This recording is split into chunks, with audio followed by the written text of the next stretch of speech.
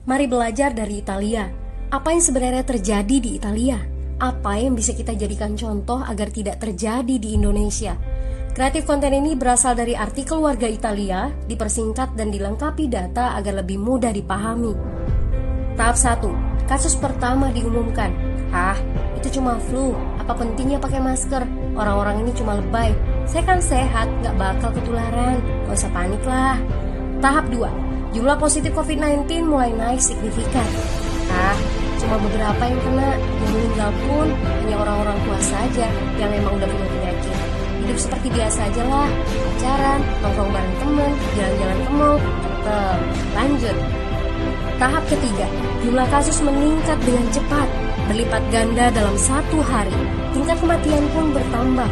7 Maret, lebih dari 5.000 kasus positif COVID-19. Zona merah diberlakukan di Italia.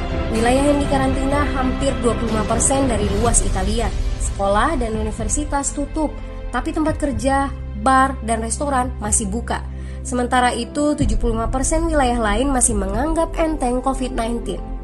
Anjuran mencuci tangan ada di mana-mana, tapi sekadar anjuran dan tak banyak yang melakukan. Tahap 4, jumlah kasus meningkat pesat. Sekolah dan universitas ditutup selama sebulan. Darurat nasional pun diberlakukan. Rumah sakit menambah kapasitas, seluruh kamar dibersihkan untuk memberi ruang bagi pasien COVID-19. Tapi tak ada cukup dokter dan perawat. Ada terlalu banyak kasus pneumonia, terlalu banyak pasien perlu ICU, tapi ruangannya sudah habis, ventilator habis. Pada titik ini seperti kondisi dalam perang, dokter harus memilih siapa yang akan diobati berdasarkan peluang bertahan hidup. Itu berarti pasien lanjut usia dan punya penyakit bawaan seperti hipertensi, diabetes, stroke tidak masuk prioritas karena tidak ada lagi ruang. Sistem layanan kesehatan seketika runtuh. Tahap 5, 9 Maret mencapai lebih dari 9.000 kasus. Seluruh kota Italia lockdown. Orang-orang bisa pergi hanya untuk keperluan darurat dan dalam pengawasan ketat. Semua bisnis masih dibuka karena jika tidak, ekonomi akan runtuh. Itu kebijakan pemerintah. Mulai ada ketakutan, orang-orang mulai memakai masker dan sarung tangan. Tapi tetap saja, ada anak-anak yang merasa jagoan, masih ingin uji nyali. Pergi ke restoran rame-rame, hangout bareng, minum-minum dan lain sebagainya. Tahap 6. 2 hari kemudian pemerintah Italia berubah pikiran. Semua bisnis harus tutup, bar, restoran, pusat perbelanjaan, semua jenis toko, kecuali supermarket dan apotek.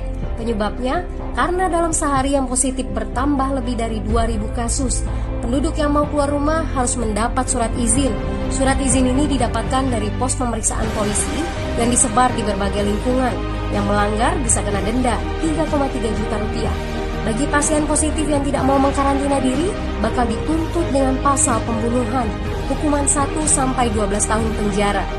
21 Maret jumlah korban meninggal di Italia terus meningkat melampaui Cina.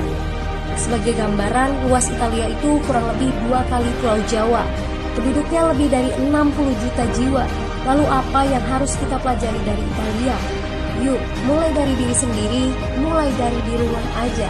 Jaga kebersihan lalu isolasi diri dan keluarga. Tidak keluar rumah kecuali sangat penting. Ini saatnya memulai solidaritas. Yang mampu harus mulai membantu yang tidak mampu. Ini adalah bentuk usaha dan doa kita semua. Semoga badai corona ini segera berlalu. Mari memulai kekompakan dengan membagikan informasi ini. Di rumah aja, mari belajar dari Italia.